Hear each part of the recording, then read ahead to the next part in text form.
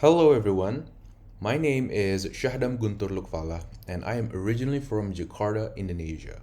I have undergone my studies in Bandung Institute of Technology for my first degree and Rand School of Business for my double degree program. Thank you for having me in this conference. Today I will present about how a company maintained its customer interest for years in an unreleased product. How do we capture and hold our clients' interest for as long as possible? Many people who work in the corporate environment frequently ask that question. Many business owners find it challenging to keep clients interested and they often fail to do so. Is there anything that could inspire a business owner to maintain client interest in their company? Based on the historical marketing successes of the game developer CD Projekt Red, this paper will address these issues. To gather data for this study work, CD Projekt Red's past actual occurrences were examined and observed, and their marketing decisions were compared with those supported by current scientific publications and journals. The purpose of this paper is to determine the steps CD Projekt Red did to keep its customers interested and to put those steps into practice for future usage by anyone. This paper can identify the steps taken by the company for their marketing strategy by looking into its past and the activities the company performed for its products. CD Projekt Introduction. CD Projekt is a Polish video game developer, publisher, and distributor based in Warsaw, founded in May 1994 by Marcin Iwinski and Michał Kiciński. Iwinski and Kiciński were video game retailers before they founded the company, which initially acted as distributor of foreign video games for the domestic market. The department responsible for developing original games, CD Projekt Red, best known for The Witcher series, was formed in 2002. In 2008, CD Projekt launched the digital distribution service Good Old Games, now known as GOG.com. CD Projekt Red is famously known for the Witcher franchise and Cyberpunk 2077. The Witcher sales were excellent, and sequel work began almost immediately after its release. The development of The Witcher 2 began, and the team worked with consoles to design a new engine for The Witcher 3. The Witcher 2, which is called Assassins of Kings, was released in 2011 to great acclaim and over 1.7 million copies sold after 3.5 years of production. The main focus of this paper is how CD Projekt Red managed to maintain Cyberpunk 2077 alive in their consumers' hearts for 7 years, starting from Cyberpunk's initial debut teaser trailer in 2013 all the way to Cyberpunk's actual release in 2020. Let's dive in. CD Projekt Red is guided by its unique business philosophy. The business philosophy comprises of 5 philosophies. Fairness. The company is founded upon the principle of fair play. We treat our employees, our gamers, and our business partners fairly in everything we do. Teamwork. Our team is our greatest asset. We are always on the lookout for new solutions that can enhance our teamwork. Quality. We employ people who are passionate about video games and about delivering top quality products and services. Tolerance. We stand for tolerance. We combat all forms of racism and homophobia, as we believe tolerance is the foundation of creativity and innovation. Honesty. We forge strong, direct contacts with our player base. We believe that only ongoing, open, and honest customer relations matter. Other than CD Projekt Red's branding and marketing, these 5 philosophies are one of the main factors of the company's success.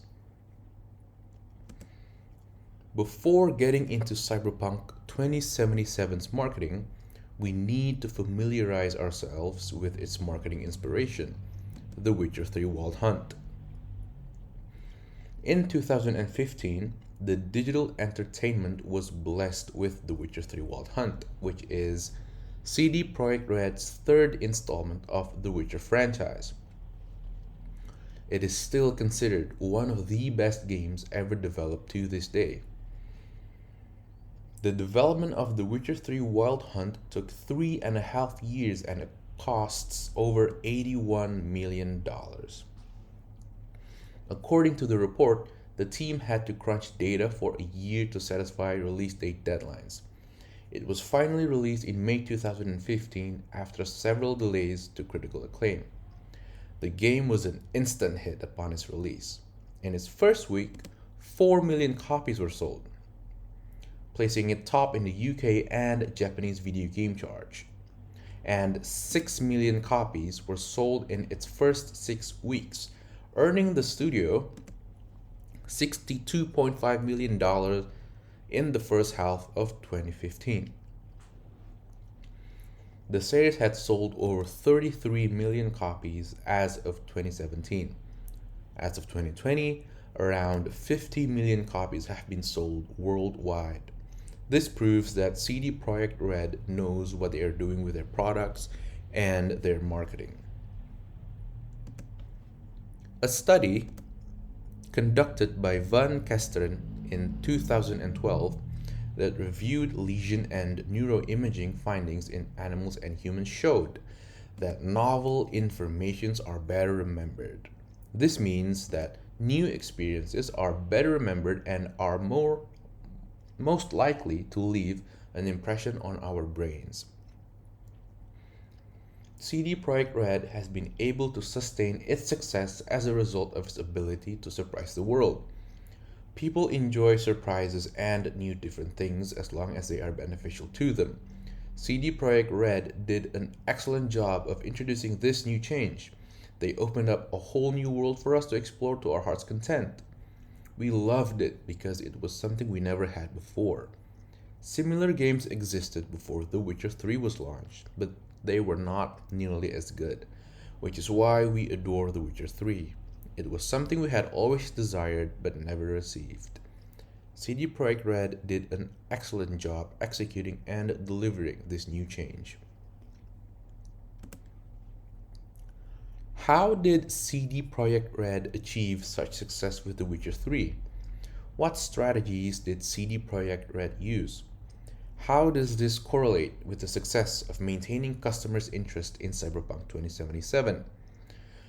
To better comprehend this, we can compare CD Projekt Red with another video game studio, Ubisoft, and its most well-known title, Assassin's Creed.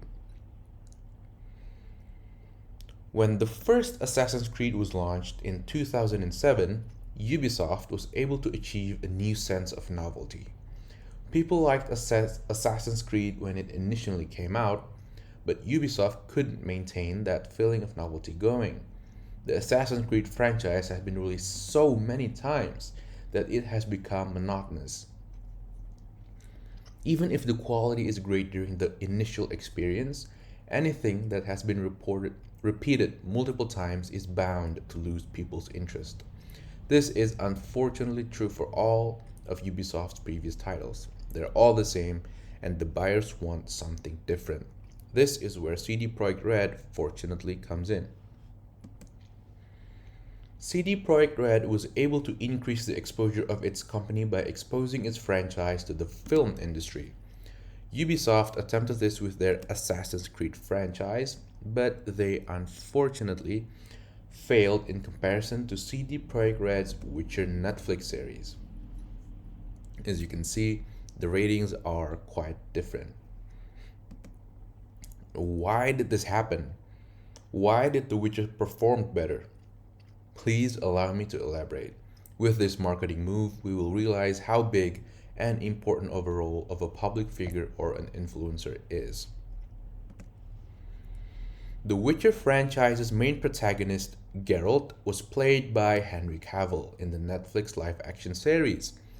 The correlation that Henry Cavill has between the two industries is why it is claimed that their casting of Geralt is one of the primary factors in exposing CD Projekt Red's name in a positive way.